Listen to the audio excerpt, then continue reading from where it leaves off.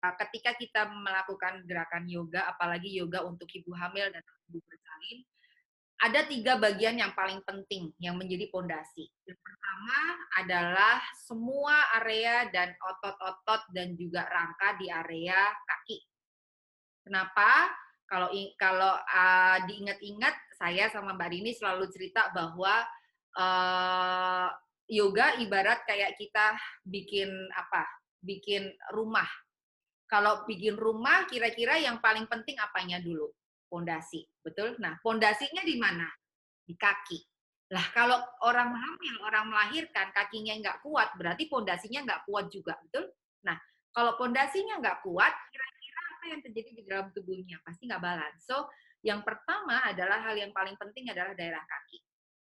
Kaki berarti mulai dari telapak kaki sampai pangkal paha. Yang kedua, yaitu pelvis.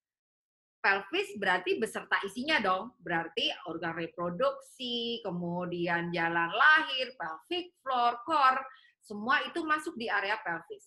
Yang ketiga adalah spine, tulang belakang. Jadi 3 itu. Kaki itu pondasi, kemudian pelvis itu lantainya, ya kan? Kemudian spine, tulang belakang itu adalah tulang penyangga tubuhnya atau temboknya, tembok di sebuah rumah tersebut. Berarti harus disiapin adalah itu semua gitu. Nah, hari ini kita nanti akan belajar ke arah sana karena fokusnya kita ke arah sana, tetapi saya akan lebih memfokuskan di area panggul dan juga kelas muscle. Jadi, nah, ada beberapa hal yang tidak masih belum disentuh sama teman-teman, yaitu ketika kita ngajarin berkaitan dengan yoga, ya hal yang paling penting adalah bagaimana Anda mengajarkan ke klien-klien Anda berkaitan dengan awareness dia dengan micro movement-nya dia. Jadi seperti yang sering saya bilang dan yang ditulis di buku bahwa yoga itu tidak sekedar melipat tubuh saja. Oke, okay? Yoga itu nggak cuma sekedar melipat tubuh. Asal aku bisa Wirabhadrasana 1, oke, okay, sudah. Asal aku bisa Wirabhadrasana 2, oke. Okay. Asal aku bisa bisa apa namanya headstand mungkin itu sudah bagus. Enggak begitu, tetapi ketika Anda ngajarin ibu untuk apa namanya melakukan gerakan yoga, terutama yoga untuk ibu hamil, hal yang paling penting adalah bagaimana kita sebagai fasilitator itu ngajak mereka untuk lebih aware dengan perubahan tubuhnya.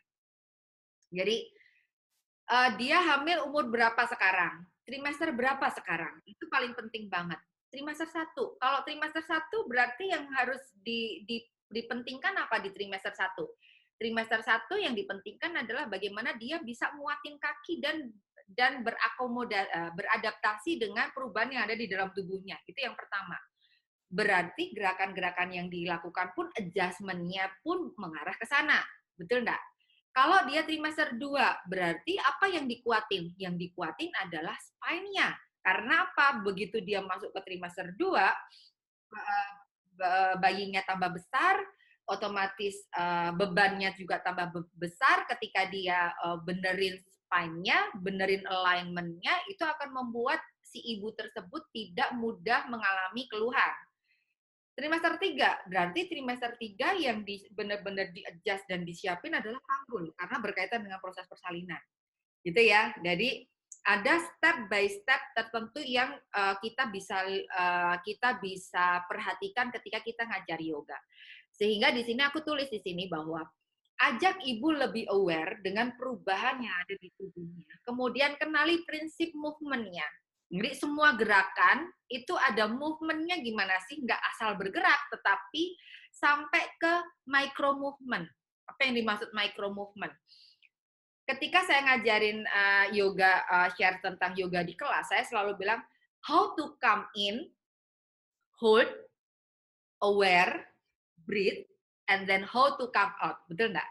Jadi, gimana step by step langkahnya menuju ke final pose. Kalau sudah sampai final pose, nggak cuma diem aja, tetapi seorang ibu tersebut harus ngerasain, oh ini toh yang dinaikin. Misal, ngangkat tangan, gitu kan, Urvahasasan kan. Ketika aku ngangkat tangan, kita coba lihat dulu kepada saat kita ngangkat tangan nih, cek dulu. Ini ngangkat tangan apakah hanya sekedar ngangkat tangan atau oh oke, aku udah ulfahastasan berarti apa yang harus aku lakukan? Oh iya ya, aku panjangin lagi kayak gitu. Nah, bagaimana si ibu tersebut mengenal atau mengetahui tentang movement, bahkan sampai kulit-kulitnya, itu disebut skin of movement, mau rotating out, rotating in, itu tuh harus ngerti si ibu tersebut sehingga dia tahu apa yang dia kerjakan. Gitu. Itu yang paling penting justru. Nah, kemudian apalagi selain itu, pahami movement tiap gerakan. Oh, gerakan ini dilakukan untuk ini. Oh, yang kerasa otot yang di sini. Oh, yang berasa di sini. Itu seorang ibu mesti ngerti. Sampai dia tahu goalnya apa sih sebenarnya di tiap pose itu. Misalnya, ada kasus nih, klien sakit pinggang. Nanti goalnya untuk kurangi sakit pinggang, betul? Nah, kalau goalnya untuk mengurangi sakit pinggang, berarti movementnya harus gimana step by step-nya untuk menuju ke goal tersebut. Itu maksud saya. Ya, jadi ketika Anda sebagai fasilitator ngajari nggak cuman ada yang bocor ya, boleh minta tolong. Bella kesulitan untuk mencari soalnya. Nah, misal aku sambung lagi, misalnya ada yang ada tubuh, ada orang yang punya keluhan, berarti ketika dia ada keluhan, keluhan itu adalah tanda bahwa atau sinyal dari tubuh untuk ngasih tahu si ibu tersebut ke otaknya si ibu tersebut bahwa there is something wrong in your body, gitu kan? Tolong benerin, tolong di-adjust. Itu yang harus dipahami dulu. Jadi kalau misalnya sekarang Anda udah belajar yoga, jangan lagi ngomong sama kliennya, wah sakit pinggang, oh wajar itu, nggak apa-apa nanti hilang sendiri, udah nggak boleh lagi gitu ya. Jadi harus ngerti bahwa, oh sakit pinggangnya di sebelah sana, kok ada pasien misalnya carpal tunnel, bukan berarti, oh itu wajar gitu, nggak bisa. Anda harus cek dulu, itu kenapa kok dia carpal tunnel, dan lain. Nah, balik lagi ini aku share lagi tentang alignment. Jadi, ketika Anda mengenali anatomi dan fisiologi tubuh, yang Anda harus pahami adalah bagaimana gerakan-gerakan atau movement yang Anda lakukan itu kasih creating space. Jadi, creating space bisa ada dengan banyak cara. Apakah itu mau dipanjangin atau di open, gitu kan? Harus ngerti. Kemudian ada lengthening and elongation. Apanya yang di lengthen? Mungkin spine-nya, mungkin ototnya, mungkin side trunk-nya, gitu kan, tergantung dari goalmu di mana. Kemudian balancing, di situ aku tulisin balancing. Balancing artinya apanya saja yang dibalance. Oh, itu harus tubuhnya harus dibalance. Berarti panggulnya yang harus balance, itu juga harus dipahami lagi. Lalu kemudian alignment and center of gravity. Center of gravity-nya mana? Jangan sampai habis yoga malah symphysis pubicis function, atau habis yoga malah sakit pubisnya, habis yoga malah sakit area selakangannya. Nggak bisa begitu dong, gitu kan? Dan juga apakah memang harus butuh inversion? Inversion hanya untuk tertentu saja. Nah, kemudian pahami juga tentang movement of pelvis. Di beberapa angkatan ini tidak semuanya aku jelaskan dengan clear tentang pelvis movement. Jadi harapan saya Anda mulai belajar tentang movement of pelvis. Kapan itu nutasi, kapan itu kontranutasi, bagaimana si pelvis itu bisa pelvic tilt, bisa anterior tilt, bisa posterior tilt, itu Anda mesti ngerti biomekanisnya, termasuk apa hubungannya dengan panggul dan apa hubungannya dengan kaki. Jadi kalau misalnya ada gerakan kaki masuk, lututnya masuk, oh berarti itu gerakannya buka outlet. Kalau misalnya lututnya saling menjauh, berarti dia buka inlet. Nah, inlet, midlet, outlet, Anda mesti ngerti semuanya.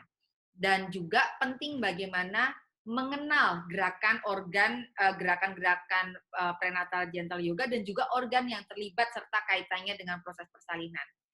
Kemudian ini adalah movement of pelvis yang bisa Anda ingat-ingat lagi. Jadi mungkin tidak semua dapat ini karena di setiap setiap pelatihan kadang-kadang ada juga masukan atau ada juga tambahan ilmu yang aku kasih. Jadi di situ ada gerakan panggul. Jadi ada gerakan panggul, ada 4 gerakan. Jadi ada intrinsic dan extrinsic movement, kemudian ada internal dan external rotation, ada nutasi, ada kontranutasi, asymmetrical dan symmetrical movement di sana, Mbak. Nah, aku mungkin nanti akan jelasin sedikit tentang itu. Aku ulang dulu sebentar sambil aku jelasin berkaitan sama panggul. Kemudian ini ada inlet, kemudian ada midlet, kemudian ada outlet, kemudian bagaimana dia bisa open inlet, close outlet atau open outlet, bisa nutasi dan kontranutasi, itu Anda mesti sudah mulai pelajari lagi. Termasuk gerakan-gerakan asimetrikal. Jadi asimetrikal adalah gerakan si panggul yang tidak selaras antara satu area panggul dengan satunya. Kemudian, dan ini yang mesti dicatat, yaitu karena ini penting banget, karena ini berkaitan dengan kasus yang sering terjadi. Nah, kasus yang sering terjadi adalah persalinan macet, betul? Kemudian ketuban pecah dini, kemudian kontraksi yang tidak adekuat. Itu banyak banget kasus yang seperti itu. Nah, Anda mesti mulai memahami bahwa dalam proses persalinan, itu ada yang namanya panggul sering sekali berubah menjadi asimetrikal. Kenapa kok bisa asimetrikal? Karena misal, yang pertama adalah sacroiliac joint jauh lebih mobile dibanding yang lain. Sacroiliac joint itu di mana kalau ingat? Ini, sacrum dan ilium. Nah, sacroiliac joint berarti di antara sacrum dan ilium, betul? Nah, kenapa dia bisa lebih mobile dengan yang lain? Karena apa? Mungkin dia posisinya berdiri, atau mungkin dia posisinya kneeling, sehingga ini lebih mobile daripada yang lain. Atau dia bisa sakroiliak yang satu bisa lebih mobile karena dia tidur miring. Jadi yang sebelah sini fiksasi, yang sebelah sini mobile gitu. Misalnya orang tidur miring berarti ada satu area yang dia langsung asimetrikal. Sampai di sini kebayang ya. Kemudian atau ada tekanan atau dorongan yang menyebabkan si panggul itu asimetrikal. Misal, ibunya tidur miring ke kiri atau ke kanan sehingga dorongan panggul pun berubah, gitu kan? Atau mungkin posisinya, jadi posisinya bayi yang asimetrikal. Jadi misal, ini posisi bayi yang asimetrikal atau posisi bayi yang tidak optimal, salah satunya ketika bayinya itu asinklintik. Nih, ya kan? Entah itu asinklintik seperti ini, atau seperti ini, atau seperti ini, gitu. Atau seperti ini. Jadi, ketika seorang bayi keluarnya tidak di ubun-ubun kecil, tidak di ubun-ubun besar, tidak juga dahi, tidak juga muka, tapi biparietal. Sering nggak Anda mendapatkan seperti itu? Atau paling tidak pernah. Jadi yang keluar dulu mana? Sini, di atas kuping, dekat kuping sini, area biparietal. Artinya ketika dia keluar dulu dengan area biparietal, bisa jadi area panggul bisa berubah. Berubah gerakannya asimetrikal karena salah satu sisi dia mungkin lebih kedorong dibanding sisi yang lain. Sampai di sini ada bayangan ya tentang mekanismenya. Oke, good. Nah, kemudian dan satu hal yang harus dipahami di gerakan panggul adalah gini, ini yang poin 1 sama 2 ini adalah sesuatu poin yang penting banget dan ini prinsip. Jadi ketika sakrumnya mobile, sakrum bisa nutasi dan kontranutasi, ini sakrum, maka tulang iliaknya diam. Jadi kalau ininya mobile, sakrumnya mobile, iliumnya diam. Tapi kalau iliumnya yang mobile, sakrumnya yang diam. Jadi gantian mereka geraknya, oke? Okay? Jadi kalau misalnya Anda mau kepalanya posisinya tidur terlentang, berarti yang mobile apanya? Lebih mobile apanya? Ilium, betul? Nah, tapi kalau dia posisinya tengkurap atau kneeling, berarti yang lebih mobile apa? Sacrum, dia lebih mobile. Ilium juga mobile sih sebenarnya, tetapi sacrum jauh lebih mobile. Kalau misalnya dia tidurnya miring, berarti salah satu ilium nggak mobile, fiksasi, hanya satu ilium yang mobile, berarti asymmetrical movement, kemudian dan juga dia sakrumnya yang mobile. Oke, sampai di sini ada bayangan ya.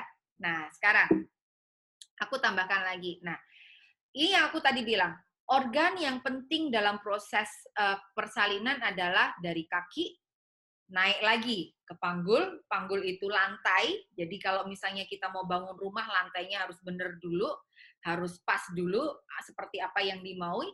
Kemudian yang ketiga adalah tulang belakang. Nah, sekarang aku akan lihat bagaimana visualisasi atau movement, karena kita arahnya ke arah pelvis dan psoas. Aku mau tunjukin berkaitan dengan psoas muscle dulu. Ingat nggak psoas muscle di area mana? Psoas muscle itu yang gabungin dari tulang belakang ilium sampai ke paha, betul? Jadi yang ada di sini, ini psoas muscle, oke? Nah, kenapa kok psoas muscle menjadi penting? Ini review lagi, evaluasi. Siapa tahu kemarin waktu pas proses persalinan, proses pelatihan ternyata Anda ngantuk. Mbak Iki Homecare. Iki Homecare, apa fungsi psoas menurutmu? Ujian ya. Mbak Iki, apa fungsi psoas muscle? Ini apa namanya? Dia membantu bukain inlet sama outlet. Kenapa dia bisa membantu buka inlet sama outlet? Karena si tulang ada tulang panggul yang dia tuh lunak gitu loh, Bude. Jadi dia bisa gimana ya, lupa. Agak lupa juga sih. Nggak boleh lupa, kamu fasilitas Om Brono. Coba tunggu satu lagi si Mbak Tina, Mbak Tin. Ya, deh. Psoas muscle apa dan fungsinya? Fungsinya untuk melindungi organ-organ yang ada di daerah abdomen, panggul. Oke, good. Terus apa kaitannya dengan proses persalinan? Kalau misalnya si psoasnya dia kaku, maka dia tidak bisa membuat ruangannya menjadi luas. Jadi bayi mau masuk itu dia nggak nyangkut gitu, karena dia kaku. Kalau dia elastis, dia bayi bisa masuk. Oke, good. Pinter, berarti nggak ngantuk tadi ya kemarin ya. Thank you, Mbak Tina. Jadi, psoas itu terdiri dari otot-otot ya. Psoas itu otot. Nah, kalau dan psoas itu soul of the muscle. Jadi kalau kitanya hatinya panik, otaknya stres gitu, psoas langsung mengkeret gitu. Jadi langsung kontraksi. Yang namanya muscle kalau kontraksi dia lebih melentung dibanding yang lain. Gampangannya gitu kalau nerangin ke klien. Kalau lebih melentung daripada yang lain, padahal psoas itu ada di sini, nanti kapasitasnya, cavity ruangan yang ada di panggul menjadi semakin sempit. Kalau semakin sempit, bayinya mau turun kesusahan, gitu kan? Gitu. Intinya begitu. Nah, sekarang aku mau tunjukin seperti apa treatment atau gambaran antara adjustment, pose, sama gambaran tentang psoas. Jadi supaya Anda mulai ngelihat nanti, karena ini nanti yang akan kita lakukan dan aku ingin Anda mencoba merasakannya, gitu ya. Tunggu, aku lihat di sini. Jadi aku ambil dari apa namanya? Ya, dari sini ya. Hip flexors and lateral line stretch. Coba pahami dulu. Stand behind the trainee who is in a lunge position. Place your knee behind his pelvis and gently push the pelvis forward. Ask the trainee to lift his hand.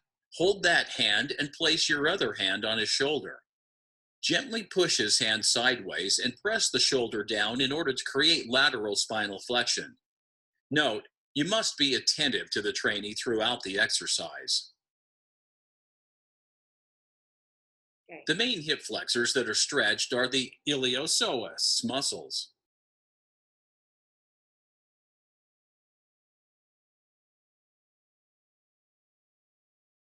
Oke, kebayang ya, itu adalah iliopsoas. Jadi ini kalau di yoga ini namanya pose apa?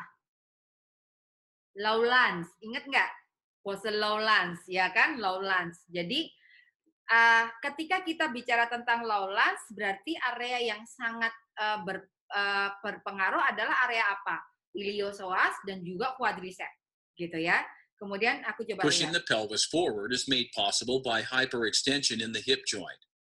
In the second stage, we will ask the trainee to tilt the pelvis posteriorly. Posterior pelvic tilt stretches the iliopsoas even more. In the third stage, we'll add lateral spinal flexion. See the next animation. Oke, kebayang? Jadi pelvis itu ada yang posterior tilt, ada yang anterior tilt. Jadi ketika disebut tailbone in itu berarti posenya harus gimana? Posterior tilt, dibikin posterior tilt gitu ya. Walaupun masuk ke dalam posisi netral gitu. Kalau posterior tilt terus-terusan sampai hiperposterior tilt juga nggak bagus, tapi harus netral. Nah, ketika dia dari posisi nonggeng, kemudian dia tailbone-nya in, berarti yang gerak yang dipengaruhi adalah iliopsoasnya, gitu loh. Sampai di sini kebayang ya. Terus balik lagi. The third stage of the stretch is lateral flexion. This movement stretches the iliopsoas a little more, and with it, a chain of muscles and tissues: tensor fascia lata, external obliques, intercostal muscles. Oke, kebayang. Jadi ketika dia posisi Wirabadrasana 1, kemudian atau posisi lowlands, kemudian berarti yang terpengaruh apa? Iliopsoasnya, ya kan? Psoas mayor, psoas minornya juga terpengaruh, lalu eksternal trangnya di sini itu juga terpengaruh. Jadi dia kasih ruang di area situ. Lateral flexion stretches the lateral line. The lateral line brackets each side of the body from the foot up to the lateral aspect of the leg and thigh, passing along the trunk in a basket weave or shoelace pattern under the shoulder to the skull. Oke, kebayang? Jadi kalau ini adalah area-area yang ada di A tubuh focused kita. look at the deep front line. The deep front line starts deep in the underside of the foot, passing up just behind the bones of the lower leg and behind the knee to the inside of the thigh, adductors. From the adductors, the major tract passes in front of the hip joint, through the iliacus, pelvis, and lumbar spine, while an alternate track passes up the back of the thigh to the pelvic floor and rejoins the first track of the lumbar spine. Okay, The deep front line plays a major role in the body's support, lifting the inner arch, stabilizing each segment of the legs, supporting the lumbar spine from the front, and more. Okay. Short DFL myofascia does not allow the hip joint to open fully into extension. Lack of proper tonus in the DFL will produce overall shortening in the body, encouraging collapse in the pelvic and spinal core. Oke. Nah, jadi kebayang ya, tadi adalah gerakan lowlands tapi plus lateral stretch. Jadi ada lowlands, kemudian dia ditambah lateral stretch. Kalau lowlands yang jadi ada variasinya. Kalau lowlands yang murni apa? Tangannya naik ke atas, utpahastasan. Cuman kakinya doang. Nah, berarti kalau dia ada masalah dengan bisa nggak lowlands kemudian kita lateral stretch? Bisa juga. Artinya dia kasih ruang yang lebih banyak ke area trunk gitu ya. Tapi di situ tadi aku cuman pengen ngasih tahu ke Anda bahwa ternyata pada saat kita melakukan gerakan nih, ketika Anda melakukan gerakan itu movementnya seperti itu loh. Kenapa kok lowlands itu menjadi bagian yang penting dalam proses yoga, kemudian karena di lowlands pada saat Anda melakukan lowlands benar-benar Anda bisa ngebantuin untuk psoas masalnya bisa rilis. Ingat tadi prinsipnya, otot yang sehat adalah otot yang bisa kontraksi dan bisa relaksasi dengan mudah. Oke? Jadi itu baru satu pose gitu ya. Dan nanti kita akan lakukan itu di on the floor, on the chair, kita juga akan melakukan seperti itu, tapi aku mau Anda mulai aware. Di slide pertama aku kasih tahu, yuk aware yuk sama tubuhku yuk. Berarti itu yang area itu yang digerakin. Gitu ya. Lalu kasus yang sering terjadi dalam proses persalinan selain itu apa? Kasusnya adalah persalinan macet, betul? Nah, ketika kita ada persalinan macet, berarti area yang harus kita adjust dan udah kita latih adalah area mana? Ingat nggak yang di sini apa? Yang di bagian outlet. Ada apa di sini? Ada ligamen sacrotubero dan sacrospinosus ligamen. Ingat nggak? Ingat ya? Di sini ada ligamen sacrotubero dan sacrospinosus. Salah satunya yang kita bisa lakukan adalah gerakan-gerakan squatting mungkin. Nah, aku akan coba kasih lihat seperti apa sih squatting. Cuman ini untuk ibu yang tidak, untuk orang-orang fitness dan dia tidak melahirkan, tapi aku mau kasih lihat ke Air Anda squats, seperti apa sih also known as squat. body weight squats. Mana yang Stand otot straight with mana yang feet hip kena. width apart and your toes pointing slightly outward. Lower your buttocks towards the floor until the hip joint is lower than the knees. Keep your back straight when you squat. Neutral spine position. The active joints are the knee, hip, and ankle joints. The quadriceps femoris extends the knees. The gluteus maximus extends the hip joint. The hamstrings and hip adductors assist in hip extension. The gastrocnemius plantar flexes the ankle joint. The core muscles stabilize the torso. Oke, kebayang ya. Jadi ternyata squatting aja ternyata bisa ngebantuin apa? Area depan, paha depan, area bokong, dan juga area targetnya adalah di area pelvic floor juga, kebayang di situ. Nah, di daerah hamstring juga kena, berarti area-area situ juga ada ligamen sacrotubero dan sacrospinosus. Oke ya. Kemudian, your feet should be hip width apart with your toes pointing slightly outward.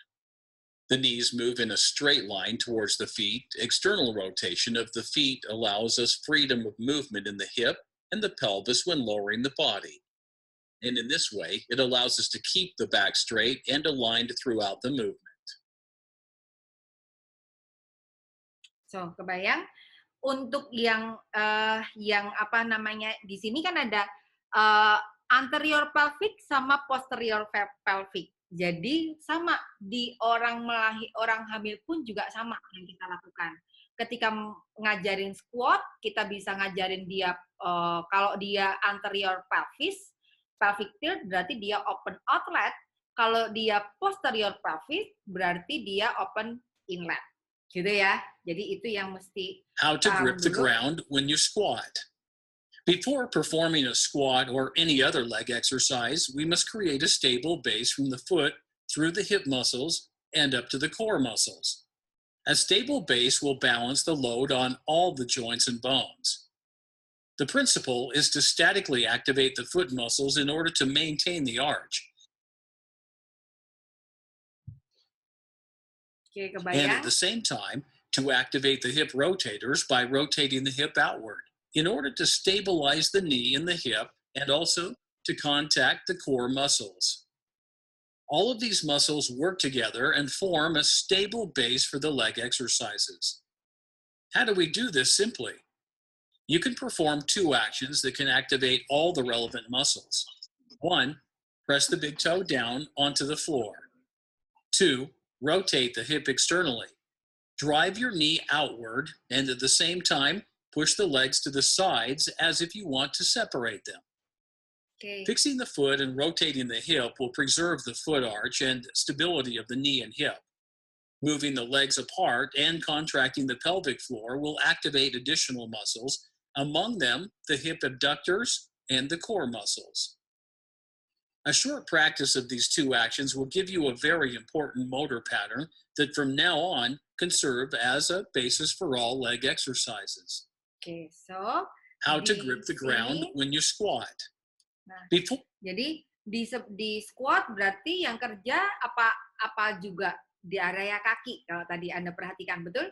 Nah, ketika di area kaki untuk ibu hamil itu juga bagus juga untuk apa? Ngurangi bengkak kaki juga, kemudian ngurangi kaki sering kram dan lain sebagainya. Berarti. Squat anatomy.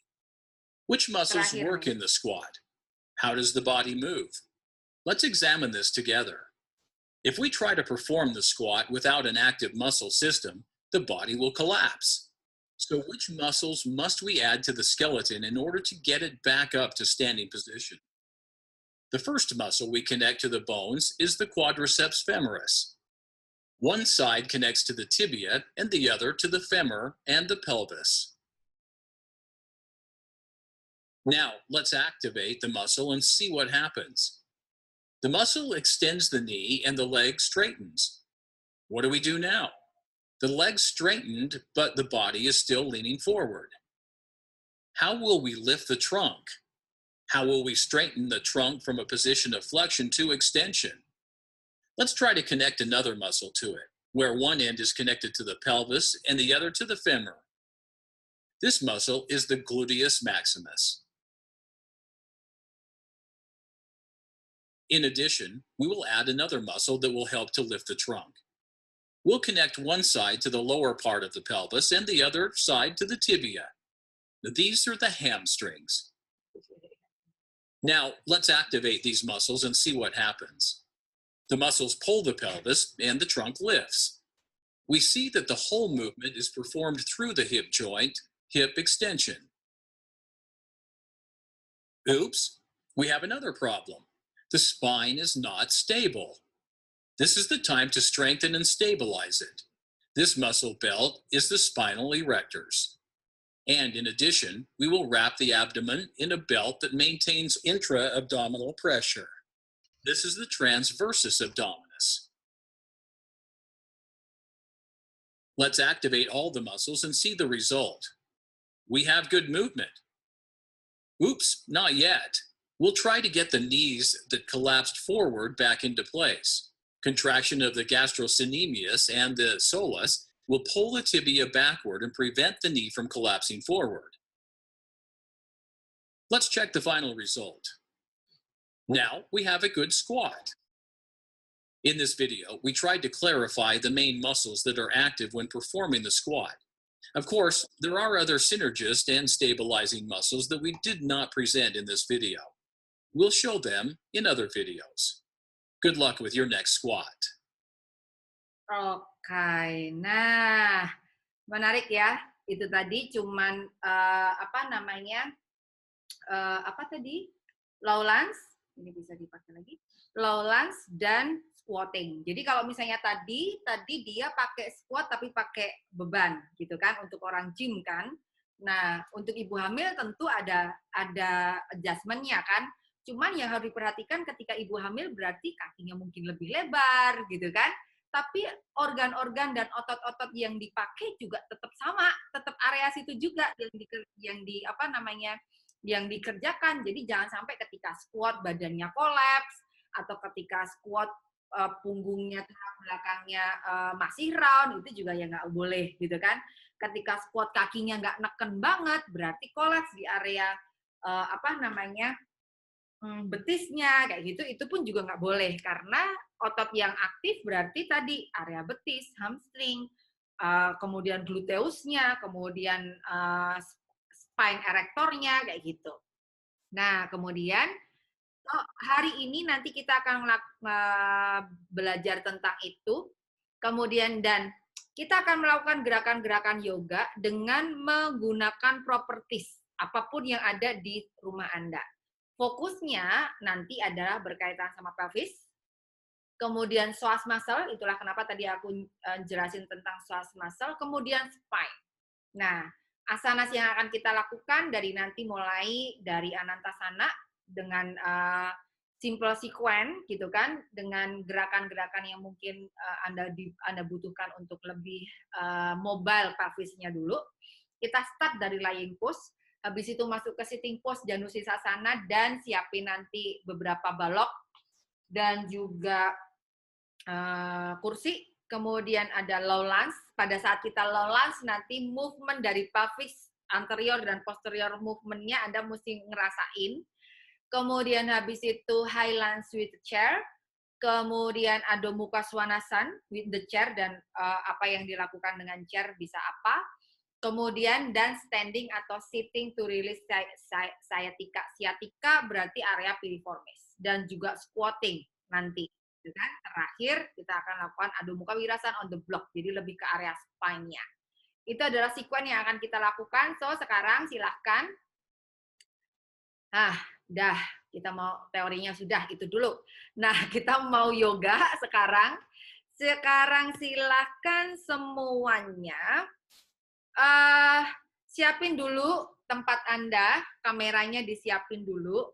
3 menit buat preparation, kemudian Anda yang menyesuaikan diri, lalu aku akan coba pakai supaya lebih gampang. Dua-duanya di satu sisi, kita langsung menuju ke posisi Anantasana dan variasinya. Simple sequence untuk lying pose. Jadi, Anda lihat saya dulu, simpelnya, kemudian habis itu saya yang lihat Anda. Sekitar 5-10 menit ya. Jadi pertama, ketika Anda tidur, pastikan seluruh area di tulang belakang itu benar-benar firm di lantai ya, di matras Anda. Kemudian lurusin pelan-pelan keduanya.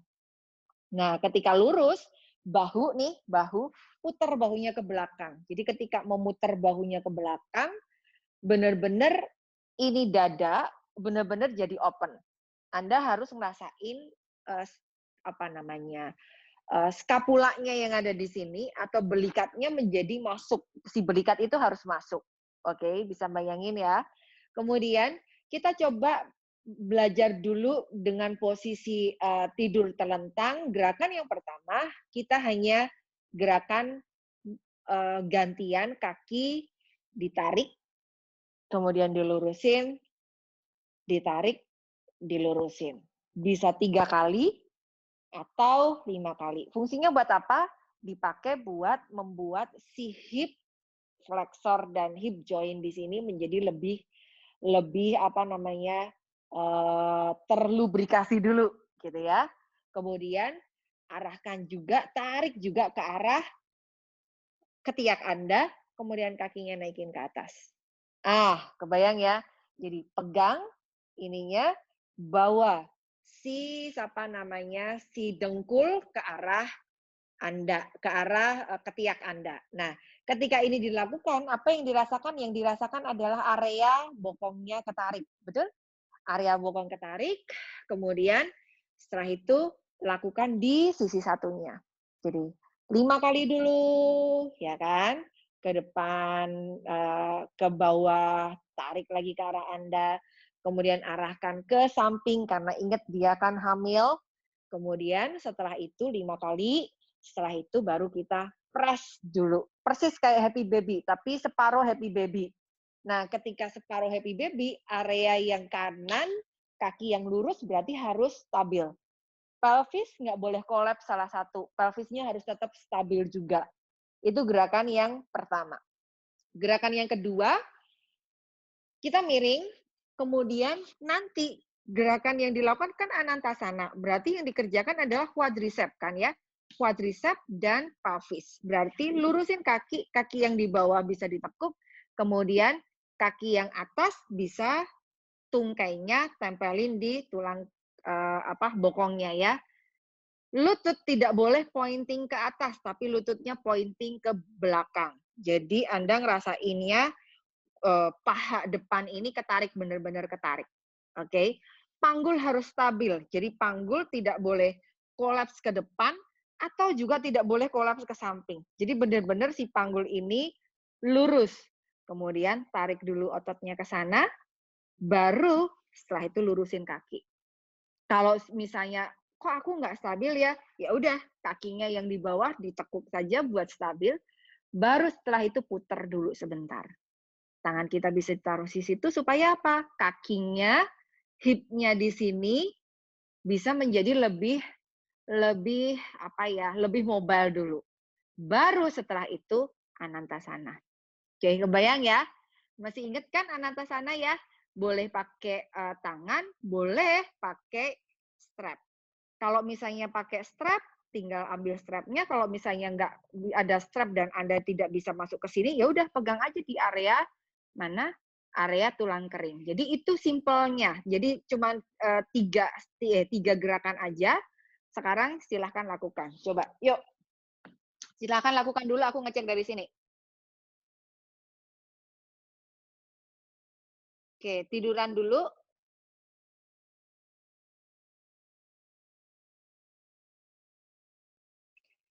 Silahkan tiduran, kemudian habis itu tidur terlentang dulu. Baru setelah tidur terlentang, kemudian putar bahunya dulu ke belakang, open chest-nya dulu. Jadi, movementnya bahunya diputar ke belakang sehingga open chest dan belikatnya mendekat. Sudah? Kalau sudah, sekarang kaki kanan dulu, angkat ke depan Anda. Kalau misalnya Anda pas lagi tidak hamil, Anda bisa peluk hak kakinya. Lututnya dihak dulu. Kalau ibu yang hamil berarti hak tapi agak ke samping. Bisa bayangin ya? Sekarang hak dulu. Yang nggak hamil, ibu-ibu kan di sini sebagian besar nggak hamil. Hak dulu pelan-pelan, coba dihak dulu, dipeluk dulu, rapet, tempelin sampai ke perut Anda. Pahanya tempelin sampai ke perut. Kalau bagi Anda yang hamil, kalau Anda lagi ngajar yang hamil, tempelin sampai ke ketiak. Nah, kemudian pegang dulu deh. Pegang dulu sambil rasain otot mana yang ketarik. Nah, kalau Anda bisa ngerasain saat ini yang ketarik adalah otot bokongmu. Bokong yang di bawah ketarik. Oke? Kemudian lurusin lagi. Lurusin, kemudian hak lagi sampai 5 kali. Satu-satu kakinya. Ya, kaki kanan dulu kerjain dulu. Kemudian nanti kaki kiri 5 kali. Nah, kaki yang kiri nggak boleh gerak. Kaki yang kiri tekan, ingat.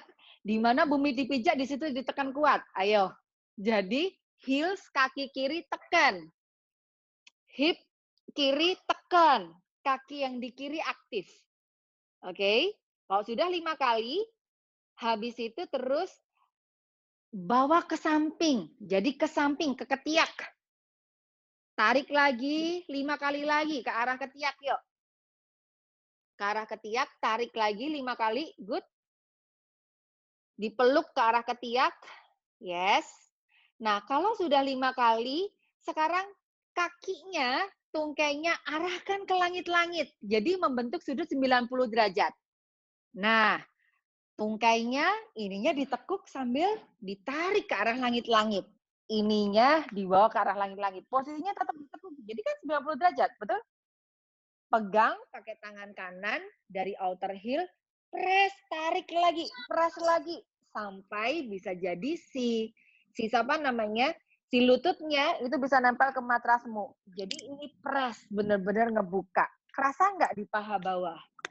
Ayu Imrotasari, ayo pahanya sampai ke lantai. Yes, betul. Paha sampai ke lantai.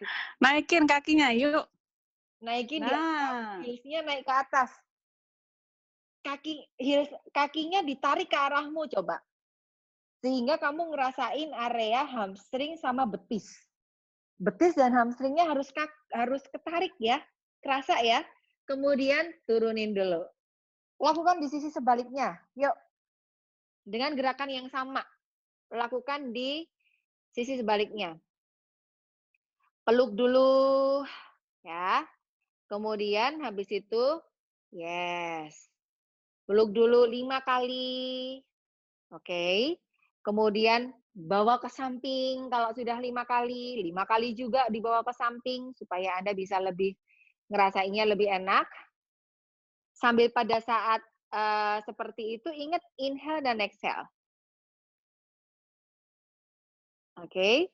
Kemudian dan juga ingat bahwa oh ini yang digerakin gitu ya.